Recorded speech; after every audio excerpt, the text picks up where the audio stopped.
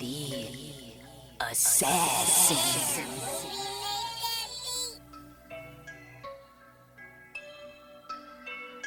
You know I break necks, call me Jack Tate. I have no regrets while your life is fading. I'm a crazy fuck equivalent to Satan. When I'm behind the mic, I feel like the greatest. You know I break necks, call me Jack Tate. I have no regrets while your life is fading. I'm a crazy fuck equivalent to Satan. When I'm behind the mic, I feel like the greatest. What up, y'all? You're listening to Sports Talk with Tropp, and I'm your host, Katie Tropp.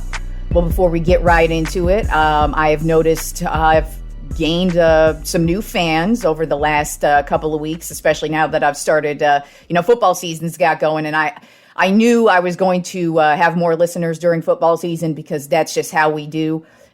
We love football. Football is the number one sport for a reason, and that's because we're consuming it at very, very high levels these days. And the popularity just gets even more and more every single year. I know all the polititards over the last few years have really thought, oh my God, I'm going to boycott the NFL and it's going to go away. Or then all the stupid fucking concussion shit and, I'm Benedict Amalu, the world's stupidest fucking doctor who just sits around talking about concussions all day. And my whole goal is to get rid of the NFL. Well, guess what? None of you idiots have accomplished that mission. As a matter of fact, it's the exact opposite. So I do just want to thank all the new fans who have started tuning in. If you enjoy the show, thanks. If you've been listening from the jump, thanks as always. And I hope you guys all continue to listen. But I've noticed a lot of new listeners have joined over the last couple of weeks. I know it's, like I said, a credit to football season beginning. But hey, maybe some people are just stumbling along the show, and they're happy to hear an actual fan's perspective who isn't politically correct and who doesn't toe the line and who doesn't give a shit who she offends. And I swear and just generally speak as a typical sports fan would, because that's what this show is all about. It's about being a sports fan. Anyways, I also dropped a new promo video for my upcoming music video for Call the Shots. Just dropped that last night, so you can check that out on my YouTube channel, youtube.com/Katie Tropp, or you can go to my official website, katietropp.net. Check it out there. If you can't tell from the promo video, my next music video is I'm going to be paying homage to my favorite person in the world, Britney Spears. Yes, if you don't know, I love Britney Spears. I'm completely unapologetic about my love for Britney Spears.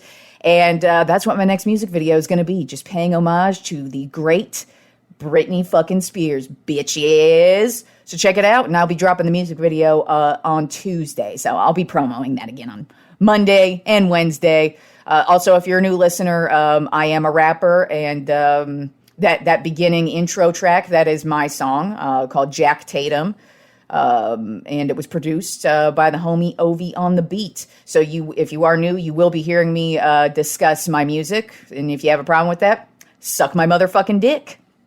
Because that is the attitude of my show, by the way. If there's something you don't like that I'm doing, you can suck my motherfucking dick. Anyways, let's get right into the sports. Let's start with some NBA. We had a couple of things go on this week with the NBA, starting with, as I said, the owners have spoken. Robert Sarver has put up the Phoenix Suns for sale, also the WNBA team he owns, but nobody gives a shit about that. So he has put them up for sale.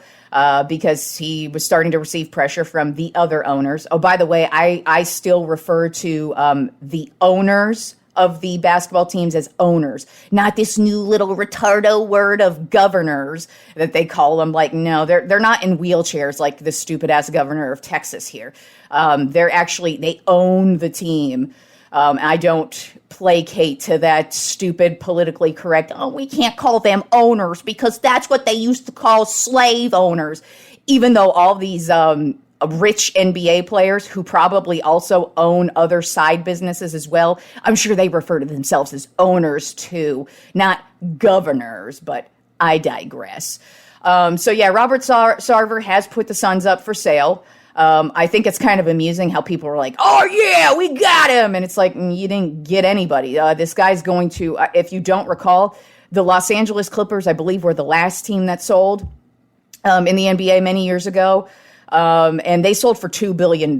So Robert Sarver is going to be getting more than $2 billion, I imagine. He's probably going to be getting in the area of probably about $4 billion would be my just guess right now.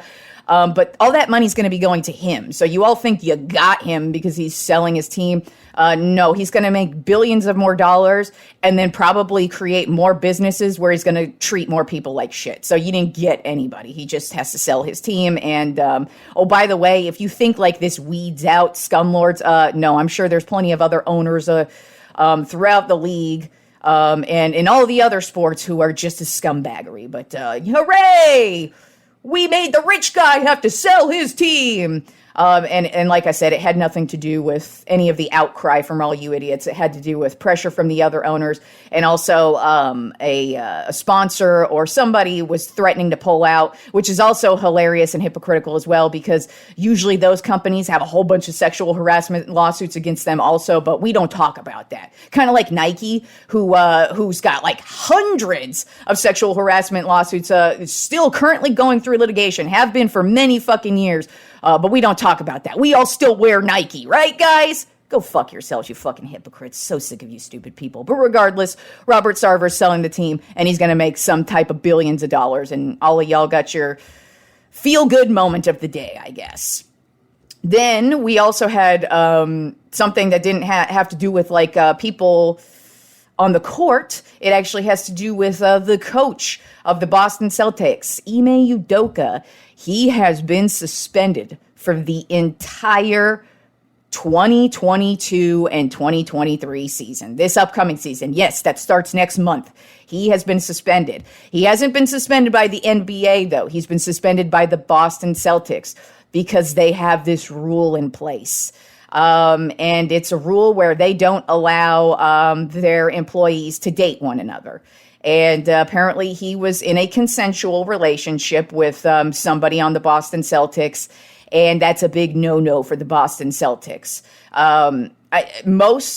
Most teams actually do have this rule. This, like I said, this is not an NBA rule. This is any team can decide whether they want this rule, just like any company can decide if they want this rule. Now, me personally, I've always kind of found that rule to be stupid because you're not going to stop any relationships from happening. If people want to see each other, they're going to see each other. So that's just my personal outlook on it. But I do understand why some businesses do it because two people in a relationship are going to inevitably create some type of drama in your company, whether it be relationship drama or people just don't like the two of them being together or just whatever it is. It does create drama. It also could create some type of sexual harassment lawsuits in the future. So really, I do understand why companies, especially really big companies like an NBA team, have these type of rules in place. Like I said, I would not have such a stupid rule in place because I do think it's a stupid rule. You're not going to prevent people from seeing each other. But like I said, I get it. And this guy's the coach of the team. So I'm sorry. I know a lot of people think this is stupid. But he is held to a higher standard, as he should be, because he is the coach of the team. And so he has the Celtics have decided to suspend him for the entire season. There were rumors that he might resign or whatever. I think it's really just going to be the year-long suspension thing. Yeah, we're not. And this is a team that was just in the NBA Finals last year. They weren't taking that shit lightly in Boston, as they shouldn't. It's actually nice to see people follow rules and hold people accountable. I know we live in a society where nobody wants to hold anybody accountable except for straight white men who are Republicans. Sorry, the rules are the rules, and he broke the rules. He actually did. He didn't bitch and moan about it, at least in his press conference yesterday. So we won't be seeing Udoka on the sidelines this week. I hope you getting your rocks off really was worth it, because it doesn't sound like it was. And then the last bit of NBA news actually has to do with Lonzo Ball, the point guard for the Chicago Bulls. He just had his third knee surgery in the last 6, 7, 8 months. He's going to be out at least 4 to 6 weeks. So that puts the beginning of the season in jeopardy for Lonzo. It sucks to see because Lonzo His time with the Lakers it was very unimpressive, I would call it, but I don't know if it was his fault per se. The Lakers at that time, they were in a complete disarray. They didn't really have good coaching. They didn't really have good front office. Really at that time, the Buss family was really fighting over who's going to own the team and which direction the team was going in. So I don't really fault Lonzo for his time as a Laker. As a matter of fact, I think he's really excelled since he was traded away from the Lakers. He actually played very well when he was with New Orleans. And then he was playing very well for Chicago last year until he injured his knee. So it sucks to see that he's got a third surgery. And he's not a big dude either. He's a point guard. So that's really troubling to see that he's had his third knee surgery and he's potentially going to miss the beginning of the season. And who knows how long that's going to linger, because knee injuries, never, ever a good thing when you're a basketball player. All right, and let's move on to baseball. We had quite a few teams clinch playoff spots this week. And that's really all I'm going to talk about because, it's the last couple of weeks of baseball. So for, kind of what goes on throughout the week is really just what's going to happen for MVPs and Cy Youngs. But most importantly, we'll be talking playoffs because that's where we're getting. So let's start off in the AL. The Houston Astros, they clinched a playoff spot and their division. So they are the AL West champs. Their current record is 99-52, and they are currently the number one overall seed in the AL. And then in the AL East right now, the New York Yankees, who did clinch a playoff spot, but they have not won their division yet, but they are 100% in the playoffs. They are 91-58 currently, and they actually have had a really good week. They've been slumping, and then the last couple of weeks they've started to get it going, and now they seem to be back in full force. The other day they had a grand slam walk-off, and then in the following game the next day they started a game with a grand slam, and I guess that's the first time that's ever happened in the history of the league where one team has hit a walk-off grand slam, and then the next game follows it up with a grand slam in the first inning. So they're just having a really solid week. They've seemed to be getting it going at the right time. And, Aaron Judge, wow, this dude is having a phenomenal fucking season. I'll get to him, though, after we get to the playoffs, because I really do want to talk about him a little bit more. But right now, the Yankees have the lead in the AL East by 7.5 games over the Toronto Blue Jays. And then in the AL Central, another team that is just on fire right now are the Cleveland Guardians, 83-67 on the season right now. They just swept who'd they play? The White Sox, I believe, actually. They just swept them, and they actually have a 7-game lead over the White Sox. So the Guardians, they're playing some great baseball right now as well. Right now, the wild card lead is the Toronto Blue Jays, Tampa Bay Rays, and the Seattle Mariners, with the Baltimore Orioles 4 games back. Then in the NL, of course, the Dodgers, we already know they won the division last week. Their record right now is 104-46. Like, Jesus Christ. It feels like they won the division week 1, but they just won it like last week. So they're a playoff team. Then in the NL East, both the Mets and the Braves clinched playoff spots this week. They are still battling it out for the division. Right now, the Mets hold a 1.5-game lead over the Braves in the NL East. Then in the NL Central, the Cardinals still currently hold a nice solid 7.5-game lead over the Milwaukee Brewers, even though the Cardinals have kind of cooled off this week. They're 5-5 in their last 10 games, so they're not having that hot of a week. But hey, Albert Pujols, he's still at 698 home runs, so he's got 2 more weeks to get to 700. Really hoping we get to see him hit 700. And then right now, the wild card teams in the NL are the Atlanta Braves, who are 100% in, whether they win the division or not. They are in, as well as the Mets. So whoever wins that division is in the wild card spot. So we only have 2 wild card spots open, and right now that's the San Diego Padres and the Philadelphia Phillies, who currently hold a 2.5-game lead over the Milwaukee Brewers, who could potentially sneak in for the last wild card spot. But I did want to get to Aaron Judge, who's currently the Triple Crown leader in the AL, not the overall baseball, but in the AL, and that's a big deal. Right now, his batting average is a .316. 60 home runs and 128 RBIs. Yeah, he's 1 home run away from tying Roger Maris right now. And I feel like he's not only going to tie him here any day now, but he's not going to break Barry Bonds' record. I think he's too far away. Barry Bonds is at what, like 73, I believe it is. Regardless, I think he's a little bit too far away to catch Barry for the all-time single season home run record. But he's going to do it for the AL for damn sure. He's going to tie Roger Maris probably this weekend would be my guess. And then he's going to pass him definitely soon here. I mean, he's just been on fucking fire. And it's been really fucking awesome to watch. Like, it's always funny to me because, everybody always hates the Yankees. I've never been a Yankee hater. I've actually always liked the Yankees. I am a Giants fan primarily, but I always root for the Yankees. I always loved Derek Jeter, and I loved Roger Clemens. I loved Joe Torre. There's just so many things I've personally always loved about the Yankees, and I've always respected them. Aaron Judge, I've really enjoyed watching his career progress as well. I also appreciate that he's on my fantasy baseball team, and he's really been carrying me. I'm probably going to the championship this weekend because of him, but we'll see. I haven't won yet. But anyways, he has had such a great season, and really when you put it in perspective, just put it in perspective this way, okay?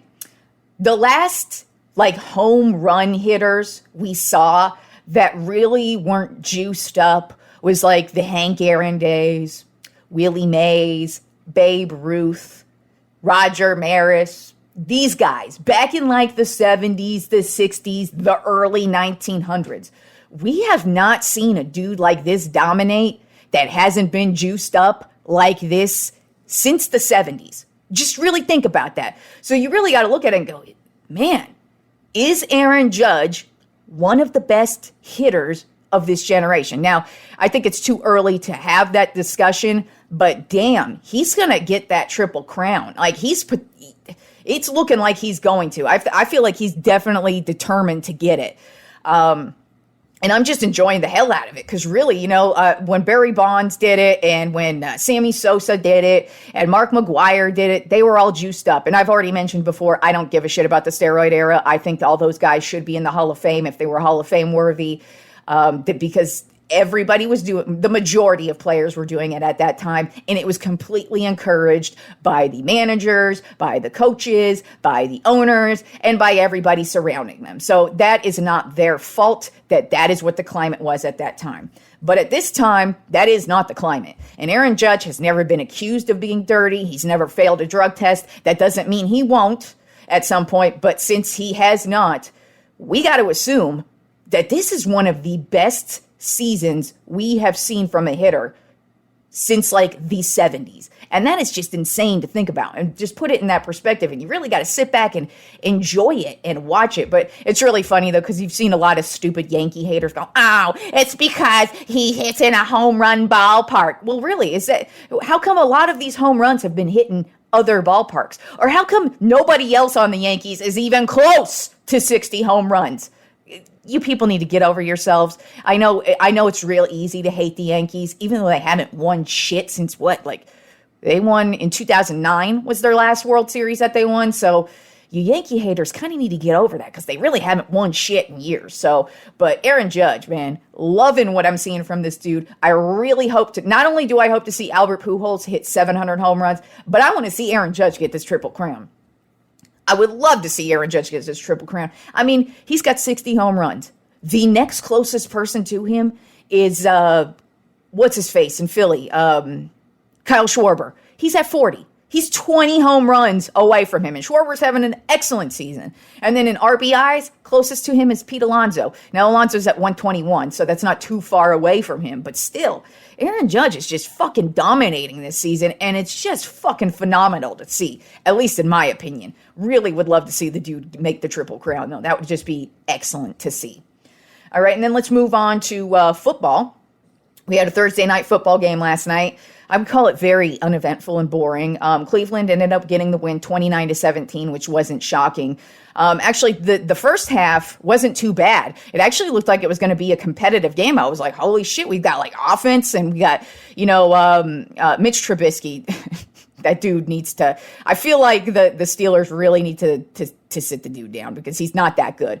The couple of passes he made down the field, one was amazing catch by the guy who I picked as the offensive rookie of the year this year, George Pickens. Man, he made a phenomenal one-handed behind the head catch to set the Steelers up to score in the first half. But I mean, after that, Jesus Christ, like, this Steelers offense is so stagnant and awful. And it sucks because Najee Harris looks like he could potentially be a spectacular running back for the Steelers. It's just, there's no other offense surrounding him. And it sucks because they've also got they've got really good wide receivers.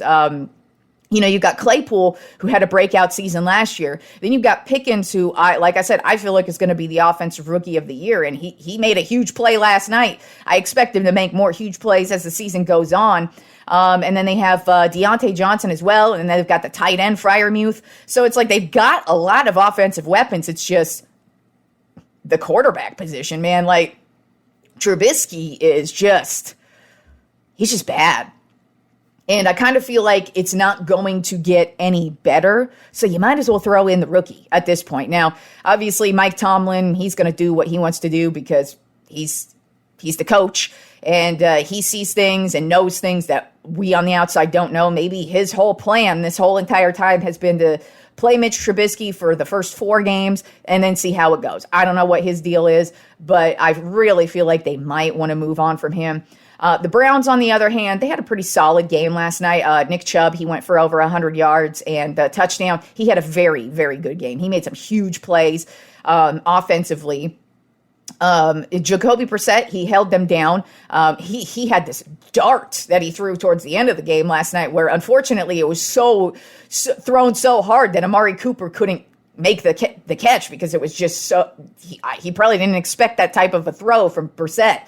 But he held it down. He had a pretty solid game. Actually, Amari Cooper, he had a good game as well. Defensively, the Browns didn't have a bad game.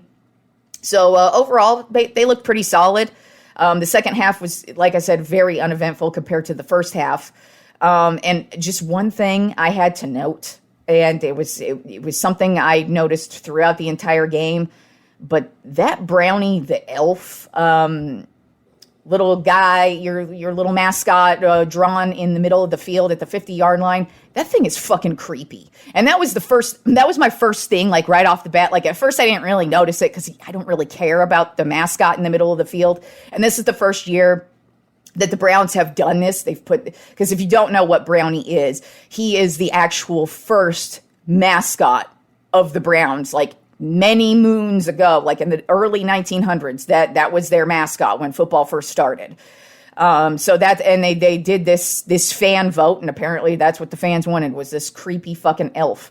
But as soon as the game started last night, and every time they would get near the 50-yard line, I'm like, that fucking thing is creepy as all hell. And it was hilarious too, because even Kirk Herbstreit, the announcer last night, was like, what is that thing at the 50-yard line? And I just started laughing because, like, I'm thinking that right before he says that. I'm like, see, I'm not the only one who thinks this thing is fucking creepy. I know I'm not. That thing is weird and creepy. And I guess it fits the Browns since their quarterback is Deshaun Watson, and that guy's a total fucking creep. So I guess it fits, right? Ha-ha. All right, so let's get into the rest of Week 3. Actually, before I get into the rest of Week 3, I just got to say, one of the things in life that I just really hate are polititards. If you've been listening along to the show, or if you know me, you know I hate political people. Just generally, Republicans and Democrats, I think, are both insanely stupid and insane nut jobs. And if you have political opinions, go fuck yourself. Don't even talk to me with politics. I'd rather never, ever discuss politics with anybody other than my friend Lex, because we have discussions about it. We don't have arguments about it. And I'm the rightest one in the room. My opinion matters way more than yours. No, we have this thing called a discussion because we're adults, and we just know how to discuss things. We actually aren't under the impression that the government or any of the members of the government care about us. As a matter of fact, it's the exact opposite. But I digress. Anyway, Anyways, I hate political people more than anything on the face of the planet. I used to hate religious people the most because they're self-righteous as fuck and always have to shove that shit in your face. But actually, polititards they've turned that up times a million. And a perfect example of that is now all the time when I'm watching sports, goddamn politics always has to be shoved in my goddamn motherfucking face. And I'm sick to fucking death of it. Because you know why? None of us watching sports give a flying fuck about politics when we're watching sports. Never in my 37 years of watching sports have any of us, like when I've been watching sports with other people, or when I'm texting back and forth with friends during games, or when I'm in fantasy football or any fantasy sports, we go back and forth on message boards and we talk. And I'm just involved heavily with sports fans, and I know what sports fans talk about. There has never been a point in time where any of us sports fans are in a conversation about sports and we all of a sudden go, oh, isn't it sad what's going on with Colin Kaepernick? I've never had a fucking discussion about how unfair it is that Colin Kaepernick's no longer in the league with anybody, with any sports fan ever. Only stupid polititards give a flying fuck about Colin Kaepernick. No sports fan gives a shit about that loser trash quarterback. You know why? Because he was a loser trash quarterback. If he was a good quarterback, we might have something to say about him. But since he was a loser trash quarterback, none of us care, and none of us cared while it was going on, and none of us care now. But of course, since we live in a politically charged world all the fucking time when I'm watching sports, goddamn politics has to always be shoved in my fucking face. And right now, since it's almost voting time for all you fucking voting losers, it's got to be shoved in my face with, oh, don't forget to register to vote, and your stupid little commercials and your stupid little pins that you got. You know what, NFL? You know what, NBA? You know what, motherfuckers? None of you make me want to go register to vote. As I've said before, I've never been registered to vote. I'm not currently registered to vote, and I will never register to vote in the future. And you guys can shove it down my fucking throat as much as you want. Guess what? I'm just going to mute the TV or change the channel when you start discussing politics or when you do the stupid ass national anthem. Anyways, that's why I fucking hate political people, because they can't ever remove it. See, at least when I'm turning on a football game, I don't have to have Jesus shoved in my face all the time. As a matter of fact, the only time religion gets brought up is maybe when a player thanks God or whatever. But that's not shoving it in your face and making sure that you know, go vote, go vote, go vote, go vote. That's not the same. But goddamn, with politics, you gotta always have that stupid, idiotic bullshit shoved in your fucking face, because all stupid political people think we're all just sitting around worried about your goddamn politics. None of us care. We just want to watch a goddamn game. Fuck. So sick of political people. Ugh. God, you people are the fucking worst. So sick of this shit. Vote or die, motherfuckers. God. Stupid. Anyways, so let's talk about week 3 games. All right. So let's start it off with the morning games. The Houston Texans at the Chicago Bears. Right now, the Chicago Bears are a 3.5-point favorite. And, the Texans have been, they've shown a little bit of life, but I think that's just because they haven't really played that good of teams. But really, there isn't a standout player on this team. There isn't a star player on this team. They're an all-around chump squad, in my opinion. And the Bears aren't much better, but since the Bears are at home and they have a little bit more going on, I do think the Bears are going to win this game 24-7. Then we have the Las Vegas Raiders at the Tennessee Titans. Right now, the Titans, this game is so close that the Titans are only a half-point favorite over the Vegas Raiders, and that's just because they're at home. Both teams are coming into this game 0-2, off of some really, the Titans got their asses beat. The Raiders have lost some close ones. And so in my opinion, I think the Raiders look like the better team. The Titans seem to be in a lot of disarray. Even Derrick Henry, he hasn't really had a standout game yet. He doesn't look like the old Derrick Henry. Their defense got torched last week.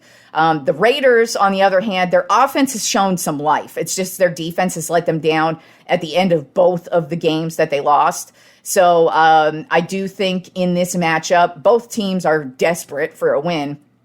But I think since the Raiders are the better team offensively and have a little bit more going on as a team cohesively, I've got the Raiders winning this one 28-21. Then we've got the Kansas City Chiefs at the Indianapolis Colts. Right now, the Chiefs are a 7.5-point favorite. And I don't expect this game to be close at all because the Indianapolis Colts have looked like the worst team in the league right now. They can't score shit. They got smashed by the Jaguars last week and then tied against the Texans in week 1. So it's really about to get worse for them this week because they have Patrick Mahomes coming into town with 7 touchdowns on the season, and he looks like he is ready to light them up.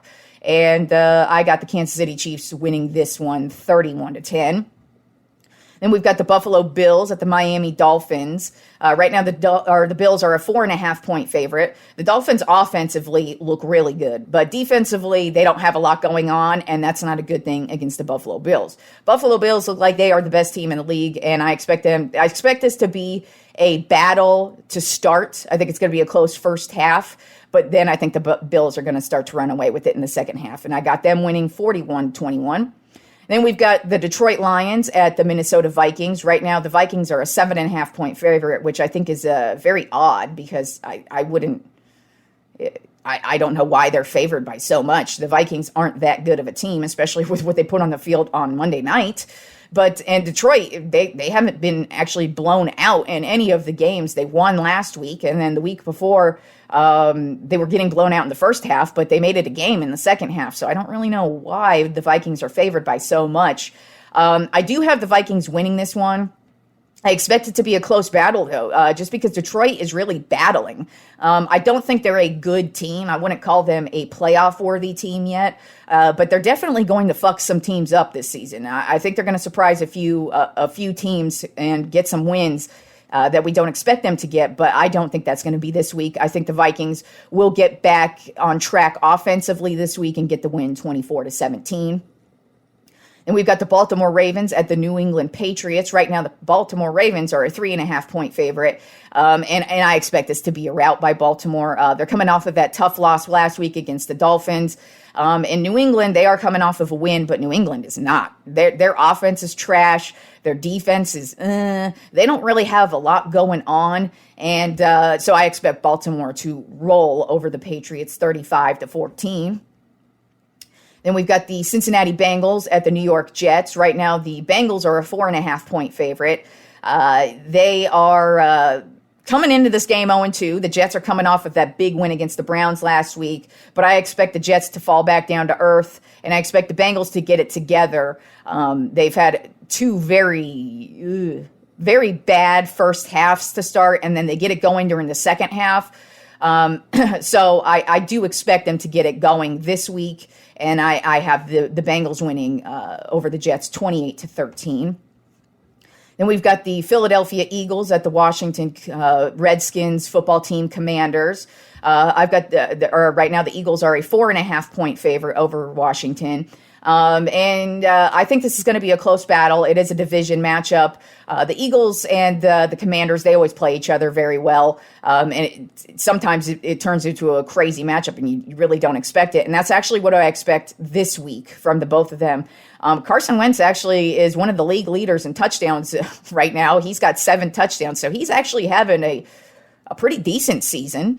But the rest of the team is not doing well. Where the Eagles, they actually are playing really well. Jalen Hurts is just carrying the fuck out of this team, and so they actually are playing very well. I do expect the Eagles, like I said, I think it's going to be a close one. I think it's going to be a low-scoring game, and I think the Eagles are going to win 21-20. Then the last morning game is the New Orleans Saints at the Carolina Panthers. Right now, the Saints are a 2.5-point favorite. Neither team has really convinced me they're a good team. So I expect this to be a close matchup because it is a division matchup and neither team is really good. The Panthers they're struggling at offensively. Defensively, they're not bad. But, they haven't really done anything amazing. The Saints, Jameis Winston had such a horrible game last week. He had 3 interceptions. Defensively, though, I really do like what the Saints are doing. But I'm leaning towards Carolina in this one just because they're at home. And like I said, division matchups, weird things always happen. So I expect this to be a close one. And I've got Carolina winning this one 20-17.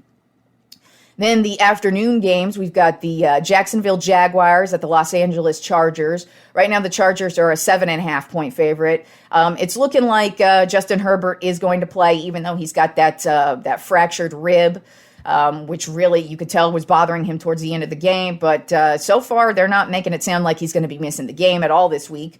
The Jaguars are coming off of a pretty good win last week. Offensively, they've started to get it going.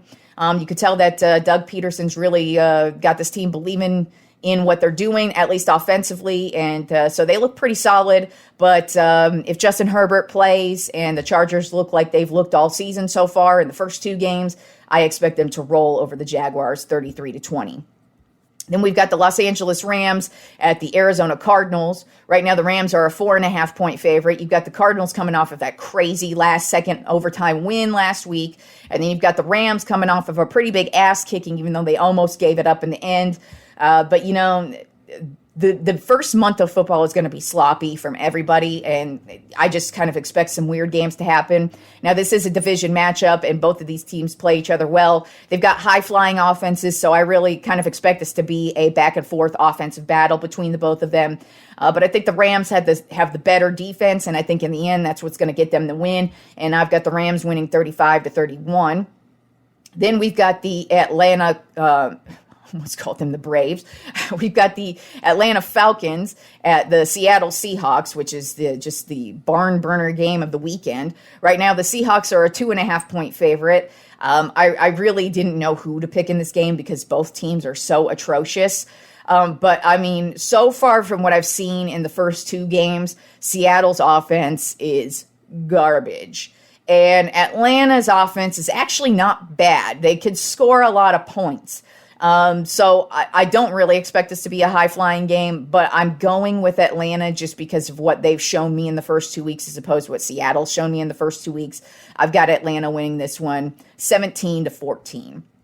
Then we've got, I would call the game of the week, the Green Bay Packers at the Tampa Bay Buccaneers. Right now, the Bucs are a 3.5-point favorite, but I'm concerned for the Bucs because they have a lot of injuries on offense. They've been struggling with the offensive line literally since training camp. It seems like every guy on the offensive line has been getting injured. And then now this week, Mike Evans, he's been suspended, so he's not going to be playing this game at wide receiver. And then you've got Julio Jones, who missed last week and hasn't practiced all week, so he may not play this week. And then you've got Chris Godwin, who also missed last week and hasn't practiced all week as well. So there's going to be some injury issues for Tampa Bay on the offensive side of the ball. Defensively, I still think they're going to hold it down, but I think they're gonna have their moments on offense because, of course, they've got Tom Brady, and I expect him to make some plays with what he's got. And I do expect it to really be a battle between Brady and Rodgers offensively. But I think Green Bay, they started to get it going last week. They put together a pretty solid game. They still have some work to do, obviously, because Rodgers has a whole bunch of young receivers that he still has to get some rep with. But overall, I think Green Bay is going to eke this one out. I think it's, like I said, I think it's going to be back and forth the whole way through. But I think Green Bay is going to win probably on like a last-second field goal, something like that. I think they're going to win 30-28. Even though I do think the Bucs are, overall, if the Bucs were the healthy team, I would have taken the Bucs in this one. But I mean, those injuries, that's too much for me. So I think Green Bay is going to get the win. And then we've got the Sunday night game, the San Francisco 49ers at the Denver Broncos. Right now, the Broncos are a 1.5-point favorite. The Broncos really haven't shown me anything at all. They are going to have some growing pains. I think a lot of people expected a lot with Russell Wilson getting traded to the Broncos. But you got to remember, they've got a new coach as well, an unproven coach also, which I think is starting to show in these first 2 games. But I think a lot of people got spoiled with, Tom Brady going to the Bucs and then him taking over and then them having immediate success by winning the Super Bowl in his first year. And then last year we had Matthew Stafford go to the Rams and then have immediate success and win the Super Bowl last year. So in his first year. So I think a lot of people are expecting that with Denver.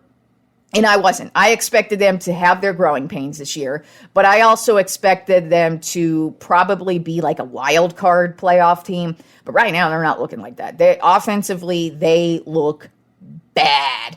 I mean, bad. So I don't know if that's going to improve this week because the 49ers, defensively, they're really fucking good. And so I have a feeling their defense is actually going to hold it down, and their offense is going to do just enough. I don't think it's going to be an ass kicking. I think Denver will get it together this week. I just don't think they have enough to get it together. They haven't shown me that they have, and the Niners have shown that they're a much better team. And now that Jimmy G's the quarterback, I have a lot more faith in them just because he's been very consistent in his career. So I've got the 49ers winning Sunday Night Football 24-17. So that is the weekend of football ahead of us. I will get into the Monday night game, of course, on Monday's show. So enjoy the weekend of sports, and I will talk to you fools on Monday.